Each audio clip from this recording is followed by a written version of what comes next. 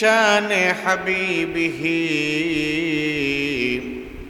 إن الله وملائكته يصلون على النبي يا أيها الذين آمنوا صلوا عليه وسلموا تسليما صلى الله على سيدنا محمد وآله وأصحابه وسلم صلى الله على سيدنا محمد وآله وأصحابه وسلم بلغ العلا بكماله كشف الدجى بجماله حسنت جميع خصاله صلوا عليه وآله بلغ العلا كشف الدجى بجماله حسنت جميع خصاله صلوا عليه وآله قلب میں سوچ نہیں روح میں احساس نہیں کچھ بھی پیغام محمد کی ہمیں پاس نہیں بلغ العلا كشف الدجى بجماله حسنت جميع خصاله صلوا عليه وآله لا إله إلا الله لا إله إلا الله لا إله لا إله إلا الله لا إله إلا الله لا إله لا إله إلا الله محمد رسول الله صلى الله عليه وسلم আলহামদুলিল্লাহ আল্লাহ জাল্লা শানুহুর আলিশান দরবারে লক্ষ কোটি শুকর ও সুজুদ যিনি আমাদেরকে অত্যন্ত মহাব্বত করে ভালোবেসে যাচাই বাছাই করে দুনিয়াবি ব্যস্ততা থেকে অবসর করে আল্লাহ তাআলার হুকুম সালাতুল জুমআ আদায়ের উদ্দেশ্যে আল্লাহর ঘর মসজিদে এসে বসার তৌফিক এনায়েত করেছেন সেই মহান সত্তার কুদরতি শানে একবার দিল থেকে কালিমাতুশ শুকর আদায় করছি আলহামদুলিল্লাহ। মুহতারাম হাজরিন, পবিত্র রবিউল আউয়াল মাস চলমান রয়েছে। আমরা গত কয়েক জুমায় রাসূল কারীম সাল্লাল্লাহু আলাইহি ওয়াসাল্লামের জন্ম বৃত্তান্ত এবং রাসূল কারীম সাল্লাল্লাহু আলাইহি ওয়াসাল্লামের প্রতি সাহাবায়ে কেরামের যে ইশক, ভালোবাসা, মুহাব্বত, এই বিষয়গুলো নিয়ে কয়েক জুমা ধারাবাহিক আলোচনা চলতেছে, আপনারা শুনতেছেন। প্রিয় ভাইয়েরা আমার, গত জুমায় তারই ধারাবাহিকতায় আমরা রাসূল কারীম সাল্লাল্লাহু আলাইহি ওয়াসাল্লামের ইন্তেকালে সাহাবায়ে কেরামের অবস্থা কেমন ছিল এ ব্যাপারে আলোচনা শুনেছি। আপনারা জেনেছেন যে নবীজি আলাইহিস সালাতু ওয়াস সালামের জন্মের তারিখ নিয়ে যদিও ভেদাভেদ আছে, মতভেদ আছে, কিন্তু মৃত্যু তারিখ নিয়ে কারো কোনো মতানৈক্য, মতভেদ নাই। 12 তারিখে রাসূল করিম সাল্লাল্লাহু আলাইহি সাল্লাম যে দুনিয়াতে আগমন করেছেন, এ ব্যাপারে বিভিন্ন মতামত পাওয়া যায়। তবে একই তারিখে 12 তারিখে যে নবীজি দুনিয়া থেকে ওয়াফাত বরণ করেছেন, এ ব্যাপারে কারো কোনো ভিন্ন মত নাই। এখন কথা হলো, নবীজির জন্মদিন পালন করা, যেটা প্রচলিত পদ্ধতিতে আমাদের দেশে পালিত হয়েছে, এটা নিয়ে বিভিন্ন আপত্তি, বিভিন্ন বিষয়গুলো আপনাদের সামনে আমি ক্লিয়ার করেছি। বলেছি যে রাসূল কারীম সাল্লাল্লাহু আলাইহি ওয়াসাল্লামের জন্মে আনন্দিত হওয়া এটা মুমিনের ঈমানের অংশ। কারণ রাসূল কারীমের আগমনে যদি কেউ আনন্দিত না হয়, সে তো ঈমানদারি থাকে না। যেখানে আল্লাহ তাআলা বলেছেন আমাদের জন্য নবীজিকে রহমত হিসেবে পাঠাইছেন আল্লাহ, তো রহমত, এত বড় রহমত পাওয়ার পরে আমরা যদি আনন্দিত না হই, এটা অকৃতজ্ঞতা হয় না?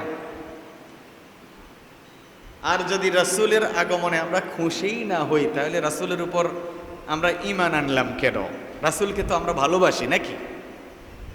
তো এক কথায় রাসূলের আনন্দে খুশি হওয়া, এটা নিয়ে কারো কোনো দ্বিমত নেই। এবং রাসূলের জন্ম বৃত্তান্ত নিয়ে আলোচনা করা, এটা যে ফজিলতের বিষয়, এটা যে সওয়াবের বিষয়, এবং ওলামায়ে কেরাম বলেছেন এটা শ্রেষ্ঠ আলোচনা, এটা নিয়েও কারো কোনো দ্বিমত নাই। যত সমস্যা হইল আমাদের দেশের তথাকথিত আশেকে রাসূলদের বানানো কিছু পদ্ধতি, এটা নিয়ে সমস্যা। তো এক্ষেত্রে আমাদেরকে সবচেয়ে বেশি অনুসরণ করতে হবে সাহাবায়ে কেরামকে। কারণ রাসূলের সাহাবীরা সবচাইতে বেশি রাসূলকে মহাব্বত করে দুনিয়াবাসীর সামনে একেবারে নিদর্শন স্থাপন করে গেছেন, ঠিক কিনা বলেন? আচ্ছা, বর্তমান যুগে কেউ যদি বলে যে সাহাবায়ে কেরামের চেয়েও আমি রাসূলকে বেশি ভালোবাসি, এটা কি বাস্তবসম্মত কথা হবে? আপনাদের কি মতামত? এই যুগের যত বড় মুফতি মুহাদ্দিস হোক, যত বড় গাউস কুতুব হোক, যত বড় ওলি বুজুর্গ হোক, সাহাবায়ে কেরামের চেয়ে বেশি? ওলামায়ে কেরাম বলেন আল্লাহ তাআলা আমাদের নবীজির উপরে নবুয়তের খতম করেছেন। আমাদের নবীজি পর্যন্ত এসে নবুয়তকে কি করেছেন? খতম করেছেন, শেষ করেছেন। আমাদের নবীজি খাতামুন নবিয়্যিন, সমস্ত নবীগণের শেষ নবী, এবং লা নবিয়্যা বাদি, নবীজি নিজেই বলেছেন আমার পরে আর কোনো নবী রাসূল দুনিয়াতে আসবে না, শেষ। তাইলে খতমে নবুয়ত রিসালাতের সমাপ্তি যেমন আল্লাহ তাআলা আমাদের নবী পর্যন্ত এসে শেষ করেছেন, রাসূলের প্রতি ভালোবাসা মুহাব্বতের সমাপ্তিও সাহাবায়ে কেরাম পর্যন্ত এসে শেষ। সাহাবায়ে কেরামের চেয়ে কিয়ামত পর্যন্ত আর কেউ রাসূলকে এত বেশি ভালোবেসে দেখাতে পারবে না। ভালোবাসবে সবাই, কিন্তু সাহাবায়ে কেরামের মতো ত্যাগ, কুরবানি দ্বিতীয় পৃথিবীতে আর কেউ কখনো দিতে পারবে না। তাহলে মুহাব্বতের যদি কোনো নিদর্শন হয়, তো সেটা হচ্ছে রাসূল করিম সাল্লাল্লাহু আলাইহি সাল্লামের প্রতি সাহাবায়ে কেরামের মুহাব্বত। তাহলে আমাদেরকে রাসূলকে ভালোবাসার মানদণ্ড মানতে হবে কাদেরকে বলেন? সাহাবীদেরকে। সাহাবীরা যেভাবে নবীজিকে ভালোবেসেছেন, যেভাবে নবীজিকে মেনে চলেছেন, যেভাবে নবীজিকে অনুসরণ করেছেন, আমাদের জন্য মাপকাঠি হচ্ছে সাহাবায়ে কেরাম। আমরাও সাহাবীদের মতোই চলবো। মন গড়া চললে এটা শরীয়তে গ্রহণযোগ্য হবে না। ব্যাস, সোজা কথা, ঠিক না? সোজা কথা। কারণ আল্লাহ তাআলা কোরআনে কারিমে স্পষ্ট বলেছেন, হে ঈমানদারেরা, আমিনু কামা আমানান নাস, তোমরা ঈমান আনো যেমনি ভাবে লোকেরা ঈমান এনেছে। লোকেরা মানে সাহাবায়ে কেরাম। সমস্ত মুফাসসিরিনে কেরাম এই আয়াতের ব্যাখ্যায় নাস শব্দের ব্যাখ্যা করেছেন সাহাবায়ে কেরাম। ঈমানের মানদণ্ড বানাইছেন সাহাবীদেরকে। এজন্য ভাইরা আমার, মন গড়া সাহাবীদের মানদণ্ডের বাহিরে গিয়ে আমরা যদি মন গড়া কিছু করতে চাই, তো সেটা শরীয়তে গ্রহণযোগ্য হবে না। আল্লাহ তাআলা আমাদেরকে হেফাজত করেন। প্রিয় ভাইরা আমার, আমি গত সপ্তাহে বলেছিলাম সাহাবায়ে কেরাম রাসূল করিম সাল্লাল্লাহু আলাইহি ওয়াসাল্লামকে কেমন মহব্বত করেছেন। রাসূলের ইন্তেকালে সাহাবীদের অবস্থা কেমন ছিল, এই বিষয়গুলো আপনারা যদি সাহাবীদের জিন্দেগি পড়েন, রাসূলের সিরাত, রাসূলের জিন্দেগি পড়েন, চোখের পানি ধরে রাখতে পারবেন না। এগুলো যত পড়বেন তত ঈমান জিন্দা হবে, তাজা হবে। সুবহানাল্লাহ বলেন। রাসূলের ইন্তেকালে হযরতে বেলাল হাবশী চিনেন তো, মদিনার মসজিদুন নববীর মুয়াজ্জিন ছিলেন। রাসূল করিম সাল্লাল্লাহু আলাইহি ওয়াসাল্লাম ছিলেন মসজিদুন নববীর ইমাম, মুয়াজ্জিন ছিলেন কে? হযরতে বেলাল। বেলালকে আল্লাহ আল্লাহ রাসূল কত ভালোবাসেন জানেন? নবীজি মেরাজে গেছেন, মেরাজ থেকে আসার পরে সাহাবায়ে কেরামকে মেরাজের বিভিন্ন ঘটনাবলী বয়ান করে শোনাচ্ছেন। হযরতে বেলাল হাবশীকে ডাক দিয়ে বলতেছে, বেলাল তুমি কি এমন আমল করো যে আল্লাহর কাছে তুমি এত পছন্দের হয়ে গেলা? এদিকে খেয়াল করেন, এদিকে খেয়াল করেন। তুমি কি এমন আমল করো যার কারণে আল্লাহর কাছে তুমি এত পছন্দের হয়ে গেলা? বেলাল তো একটু কৌতূহলী অবস্থা, কৌতূহল জাগছে যে আল্লাহ রাসূল কি বলতে চাচ্ছেন। নবীজি ডাক দিয়ে বলতেছেন, আমি যে মেরাজে গেছি, আমাকে আল্লাহ তাআলা পুরা জান্নাত জাহান্নাম সব ভ্রমণ করে আমি সব কিছু দেখছি, আমাকে আল্লাহ তাআলা দেখাইছেন। আমি জান্নাতে যখন ভ্রমণ করতে গেলাম তখন আমি দেখতেছিলাম আমার আগে আগে বেলালের পায়ের খড়মের আওয়াজ শোনা যায়। সুবহানাল্লাহ। বেলাল তখন দুনিয়ায়, রাসূল জান্নাত ভ্রমণ করতেছেন, সেখানে বেলালের আগে আগে, রাসূলের আগে আগে রাসূল বেলালের পায়ের কাঠের জুতাকে খড়ম বলে সেই খড়মের আওয়াজ শুনতেছিলেন। সুবহানাল্লাহ ওয়া বিহামদিহি। সেই বেলাল, মসজিদুন নববীর মুয়াজ্জিন চেঞ্জ করা হবে, পরিবর্তন করা হবে। কেন? সাহাবায়ে কেরাম পরামর্শ দিলেন, ইয়া রাসূলুল্লাহ, ইসলাম দিন দিন প্রসারিত হচ্ছে, মুসলমানদের সংখ্যা দিন দিন বাড়ছে, মসজিদুন নববীর আজান বেলাল দেয়, ঠিক আছে, বেলালের কণ্ঠ এত সুন্দর না, বেলালের কণ্ঠ এত সুন্দর না। ওগো নবীজি, আজান তো শেয়ার ইসলাম, ইসলামের বাহ্যিক নিদর্শন।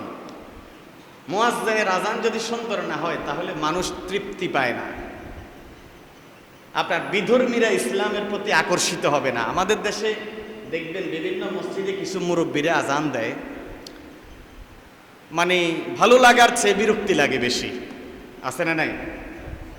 আপনারা মনে হয় বুঝেন নাই কথা। কিছু মুরব্বী বয়স্ক মানুষ আজান দেয়, আমার কথা হইলো আজান সহি শুদ্ধভাবে সুন্দর করে না দিতে পারলে দেওয়ার দরকার নেই, কিনলেই এটা শেয়ার ইসলাম, ইসলামের বাহ্যিক নিদর্শন। আপনার এই সুন্দর আজান শুনে কাফের বেঈমানদের হৃদয় নরম হবে, সে হয়তো ইসলামে চলে আসতে পারে। এখন বেলালের ব্যাপারে পরামর্শ উঠেছে যে ইয়া রাসূলুল্লাহ, বেলালের কণ্ঠ এত সুন্দর না, বেলালের মনে হয় চেঞ্জ করে বেলালের জায়গায় আরেকজন মুয়াজ্জিন নিয়োগ দেওয়া উচিত। সকলের পরামর্শ শোনার পরে নবীজি সিদ্ধান্ত নিলেন, আচ্ছা ঠিক আছে, তাইলে মুয়াজ্জিন পরিবর্তন করা হোক।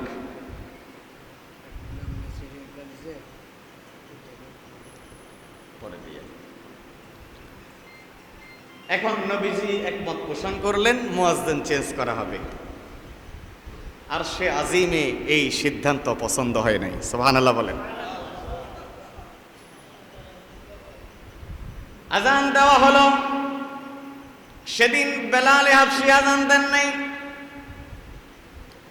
সকলের সিদ্ধান্ত ক্রমে মুয়াজ্জিন পরিবর্তন করা হলো, নতুন মুয়াজ্জিন মসজিদুন নববীতে নিয়োগ করা হলো। নতুন মুয়াজ্জিন আজান দিয়েছে মসজিদুন নববীতে, সেই আজান সেদিন রব্বে কাবার কাছে পৌঁছায় নাই। প্রত্যেক দিন বেলাল আজান দেয়, বেলালের আজান আল্লাহ তাআলা আরশ থেকে শোনেন। আজকে নতুন মুয়াজ্জিন আজান দিয়েছেন, আরশে আজিম পর্যন্ত আওয়াজ পৌঁছে নাই। আল্লাহ তাআলা জিবরিল আমিনকে ডাক দিয়ে বললেন, জিবরাইল রে, আজকে কি মসজিদুন নববীতে আজান হয় নাই নাকি? যাও একটু আমার বন্ধুর কাছে যাও, আমার বন্ধুরে যাই একটু জিজ্ঞাসা করো মসজিদুন নববীতে কি আজান হয় নাই। জিবরিল আমিন আল্লাহর হাবিব সাল্লাল্লাহু আলাইহি সাল্লামের কাছে আগমন করলেন। সালাত ও সালাম পেশ করার পরে জিজ্ঞাসা করলেন, ওগো নবী, আজকে কি মসজিদে আজান হয় নাই নাকি? আল্লাহর নবী বলেন, কেন রে জিবরাইল, আজান তো হইছে, কি হয়েছে? বলে, আল্লাহ রাব্বুল আলামিন আমারে আপনার কাছে পাঠাইছেন। আল্লাহ তাআলা প্রত্যেক দিন মসজিদুন নববীতে আজান হলে শুনতেন, বেলাল আজান দিতেন, আল্লাহ তাআলা শুনতেন। কিন্তু এই ওয়াক্ত নামাজের আজান আল্লাহ তাআলা শোনেন নাই। এজন্য আল্লাহ তাআলা আমারে পাঠাইছেন আপনার কাছে বিষয়টা জানার জন্যে। আল্লাহ নবী ডাক দিয়া বলেন, আজান হইছে, বাকি আগের মুয়াজ্জিন নাই, নতুন মুয়াজ্জিনে আজান দিয়েছে। বেলাল কি আজকে আজান দেয় নাই? বলেন, আজকে বেলাল আজান দেয় নাই, নতুন আরেকজনে দিয়েছি। ফরমান জারি হয়ে গেছে আসমান থেকে, বেলালের আজান আল্লাহ তাআলা শুনতেন, নতুন মুয়াজ্জিনের আজান শোনেন নাই। বুঝায় দেওয়া হলো, বেলাল দেখতে কালো হইতে পারে, বেলাল গোলাম হতে পারে, বেলালের চেহারা অসুন্দর হতে পারে, বেলালের নাম কাম না থাকতে পারে, কিন্তু বেলাল দিলে যেই তাকওয়া অর্জন করেছে, সেই তাকওয়ার কারণে আল্লাহ তাআলার কাছে বেলালের দাম পাহাড় পরিমাণ হয়ে গেছে। যার কারণে অন্য মুয়াজ্জিনের আজান আল্লাহ তাআলা শোনেন নাই। রাসূল করিম সাল্লাল্লাহু আলাইহি ওয়াসাল্লাম তাৎক্ষণিক সিদ্ধান্ত পরিবর্তন করে বেলালকে আবার মসজিদুন নববীর মুয়াজ্জিন বানায় দিলে। এই সেই বেলাল, রাসূলের প্রতি কত মহব্বত ছিল বেলালের। মদিনার অলিতে গলিতে রাসূল যখন হাঁটতেন, রাসূলের আগে আগে বেলাল সেই পথ দিয়ে চলতেন। কেন? বেলাল জানতেন বেঈমানরা রাসূলের জন্য রাস্তার মধ্যে কাঁটা পুঁতে রাখে, রাসূলের জন্য রাস্তায় কাঁটা পুঁতে রাখে বেঈমানরা। বেলাল, রাসূল আজকে ওই দিকে যাবেন, ওই মহল্লায় যাবেন, ওই রাস্তায় বেলাল আগে চইলা যাইতেন, রাস্তার মধ্যে হাঁটতেন আর রাস্তা পর্যবেক্ষণ করতেন। তার মানে বেলাল বুঝাইতে চাইতেন, কাঁটা যদি কেউ আমার নবীর জন্য পুঁতেও রাখে, ওই কাঁটা লাগলে আগে আমার পায়ে লাগবে, তারপরও যেন আমার নবীর পায়ে আঘাত না লাগে। রাসূলে আরবির যখন ইন্তেকাল হয়ে গেল, বেলাল পাগল হয়ে গেছে, পাগল পারা হয়ে গেছে। বেলাল সিদ্ধান্ত নিল মদিনায় আর থাকবে না। যেই মদিনার মসজিদে নবী ইমামতি করবেন না, যেই মদিনার অলি